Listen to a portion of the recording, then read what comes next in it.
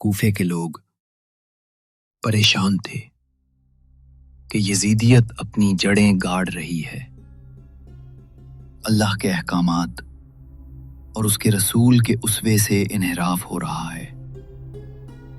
جبر کی زبان اور ہاتھ روکنے کی جرت کسی میں نہیں تھی۔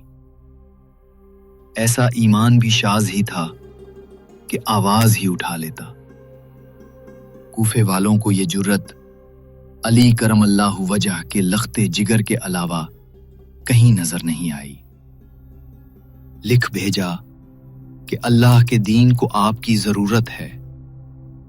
آپ نے حج کا ارادہ بدل دیا اور رخت سفر باندھ لیا۔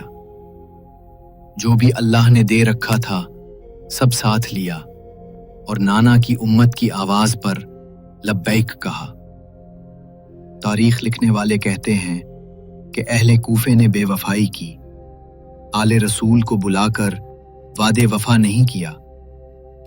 اس عہد شکنی کا ایک سبب یہ بھی تھا کہ سب جانتے تھے یزید کی ظالمانہ فطرت کو۔ یہ خوف بھی ایک وجہ تھی۔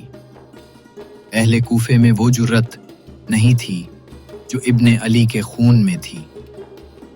اللہ کی رضا کی طلب جو حسین علیہ السلام کی شان ہے، وہ کائنات میں کسی اور کی ہو ہی نہیں سکتی۔ ہر کسی میں اتنا دم کہاں کہ اپنے دل کے ٹکڑے حرمت اسلام پہ اپنے ہاتھوں سے نثار کر سکے۔ اللہ کا خلیل ایک بیٹے کی قربانی پر آنکھوں پر پٹی باندھنے پر مجبور ہو گیا، مگر یہ تو حسین کا جگر تھا کہ ساری اولاد، سارے عزیز، سارے ساتھی قربان کر دیے۔ نہ اللہ سے گلہ نہ امت سے شکایت۔ وقت نے ثابت کیا کہ یزید کے ظلم کی انتہا کیا تھی۔ اخلاق کی پستی کا عالم بھی چشم فلک نے دیکھا۔